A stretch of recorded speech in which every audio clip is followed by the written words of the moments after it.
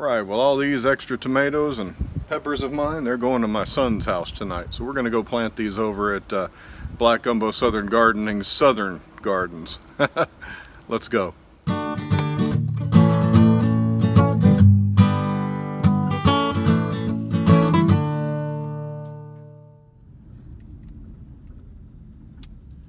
Well, my oldest son, Caleb, bought a house in the next city southwest from here, the city of Alvin. And we're going to go over there and take some extra tomatoes, some extra peppers, and some extra basil. We're going to plant them in his garden. He's got a real nice setup down there. There's my oldest son, my youngest son working together. Warms my heart as they break up that soil together. This is my oldest son's property. He's got himself some gardens here. 1, 2, 3, 4 plots here, and a whole bunch of weed bound plots way over there, and a really massive compost pile. How do you like seeing our boys work? I love it. This is great.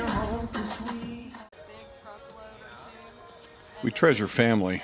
We taught our kids to treasure family as well. We taught our kids to try to cherish what the Bible says about family and what it's all about, to be close to one another.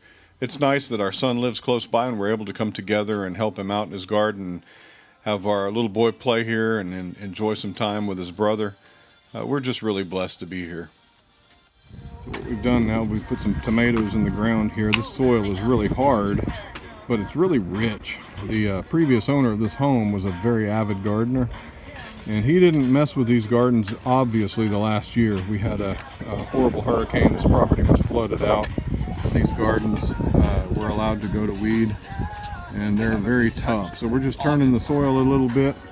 This is the bed that I deemed the best and most fertile, so I'm putting some plants in now.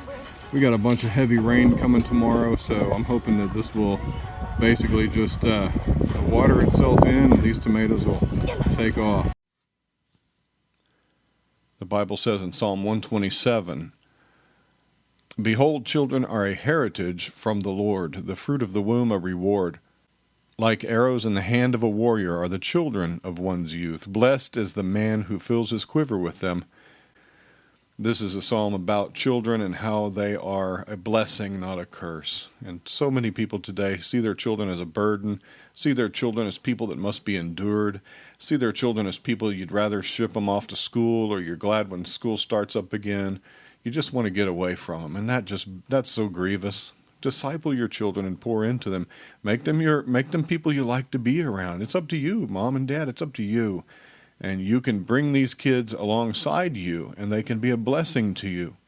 Proverbs says in Proverbs 10, "A wise son makes a glad father, but a foolish son is a sorrow to his mother." And we've got all these foolish kids today whose parents don't like them. His parents want to put them in every activity they possibly can just to get away from their own kids, and that's sad.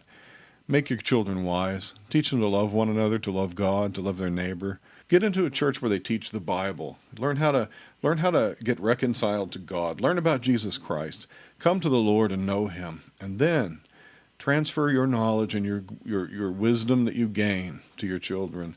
You won't regret it.